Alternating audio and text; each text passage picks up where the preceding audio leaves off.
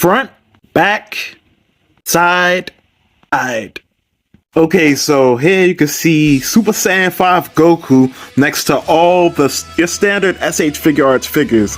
And he's a bit taller than the rest because Kong Studios uses a taller mold. Now, real quick, what we're gonna do is measure out his height. And I would say to the top of his forehead, he's about 5 3/4 inches. To the tippy top of his hair, 7. And I have a question. Is Super Saiyan 5 Goku something that y'all actually wanted to see?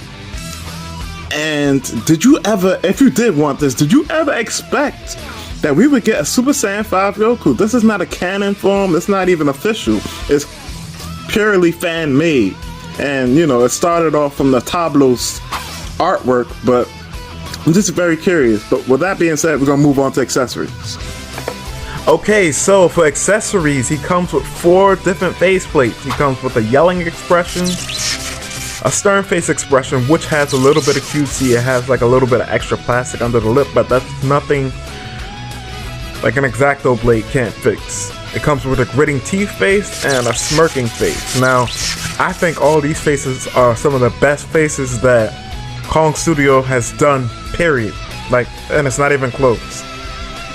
One thing I will say is that the smirking face is kinda... it's okay. I wish it looked more like he was smirking. Like, to me, it doesn't look like he's smirking that much. Like, I can tell that it's supposed to be smirking, but it just comes off as... I don't know. I don't know what it comes off as. But with that being said, moving on. Next, we have the different hand accessories. You get over 6 different hand accessories. So, well, 6 sets of hands. Grabby hands with the open palm. Grabby hands with the open palm with a peg in it. Martial arts style hands. Fist hands. Open palm hands. And instant transmission hands. And for the last accessory, what you get is a Kamehameha piece, which is a strange color. It's not blue, it's kind of yellow. And it's only really kind of yellow when it's under light. When it's not under light, it looks kind of almost like a mustard color. Like a really dark mustard. But with that being said, moving on to articulation.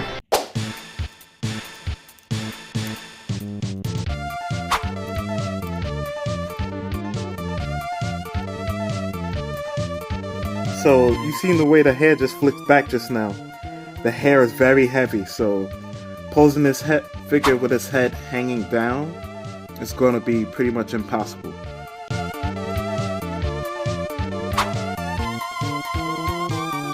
Okay, so real quick. The only QC issue, funny enough, with this figure is the tail. The tail broke off. So, basically, but luckily it didn't break at the joint. The joint still works perfectly fine and it's on a ball hinge. I just have to take this part right here, sorry for the blurriness, and glue it back into the hole that it popped out of. So be wary of that.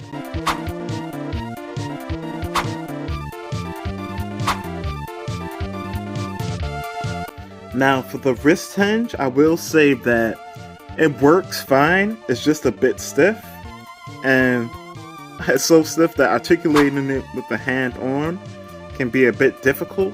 So I would suggest heating it up, putting it in the position that you need it to be in, and then putting the hand back on. Like this.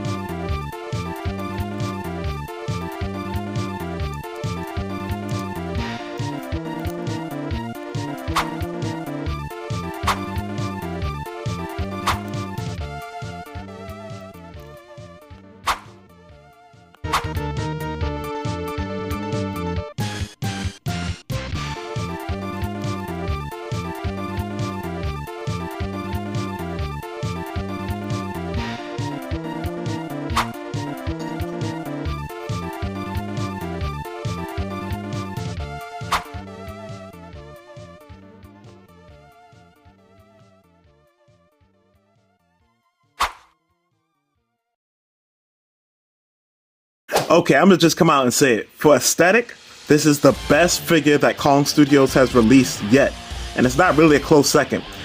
Now, one thing I will say is that it's not on the most best sculpt. I think the sculpt is decent, but it definitely has some flaws. I think Tamashii Nation's Super Saiyan 4 sculpt is the superior one. However, even if you have a decent sculpt, if you have a good paint job that can make the sculpt that's there pop, it works so well, and that's what's going on here. You have the light blue shading on the figure's fur and hair, and it makes the figure way better. And now, of course, this figure also has better done faceplates than anything Kong Studios has released so far. But the combination of those two things are going to make this thing pop out on your shelf. And, you know, while articulation is okay, as we just came from it, the previous segment, this really standout part of this figure is aesthetic. It looks great. Now we're at the point, you know, my closing thoughts for this figure, you know, ratings and things of that nature. And overall, for accessories, I'll rate it. It's pretty standard. Not standard, but it's a bit above standard. Let's say 8.5 out of 10. Articulation, 7 out of 10. And for aesthetic, 9 out of 10. I want to go like 9.5 out of 10, but it's on the older mode, so 9 out of 10. With that being said, of course, I'll have the overall subjective and objective rating somewhere on the screen after this. But I want to get into whether you should get this figure or not. Well, first thing first, it's sold out. 2, I'm happy that I'm recording this now because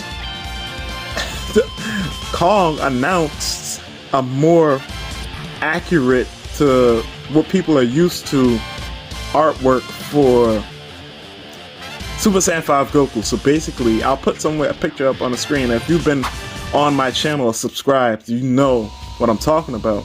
But basically, towards the end of the year, they're gonna release another Super Saiyan 5 Goku, but this will be more accurate to the outfit that everyone is used to from the fan arts. And it's most likely gonna sport the new 3.0 legs as well. So it'll be a if they can keep the aesthetic, you know, with the blue shading on the fur and hair and everything, while also giving it more articulation, I would say just wait for that. Now, I also heard that this particular Super Saiyan 5 Goku is going to come back in stock. I don't know how true that is, but be on the lookout for that. And if anything, if it is restocked, I'll try to keep you guys updated. But with that being said, this has been Bombastic Plastic. Once again, you know, I just made a video saying thank you for 700 subscribers, and now I'm at 840 something subscribers. So thank you, thank you every time. Every time I'm like, yeah, thank you for this new milestone. Like the next milestone happens pretty much, I don't want to say instantaneously, but really soon. Stay tuned for the Striker Pose segment. And by the way, stay and listen for this part. For the Striker Pose segment, the reason why the reviews come out a bit slower than they used to at one point is because the Striker Pose segment does take a lot of time to get those pictures edited and looking nice the way they do. And I've been considering cutting it out and just uploading the pictures to my Instagram, and you guys could go follow that. But I just wanted to hear you guys' opinion on that. Would you rather them be in the video, or would you mind if I just took it out to get the reviews out faster and you just see it on Instagram? Or I also upload some of the pictures to Reddit as well, so there's that. But with that being said, this has been Bombastic Plastic. Oh yeah, and here's another option.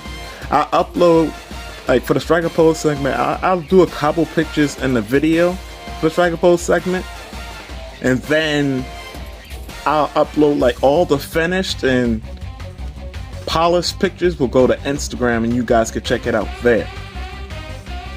That'll be I guess a nice middle ground. But once again, with all that being said, this has been Bombastic Plastic. Stay fantastic, and I don't know, I forgot how to do the outro. It's been so long, but peace out.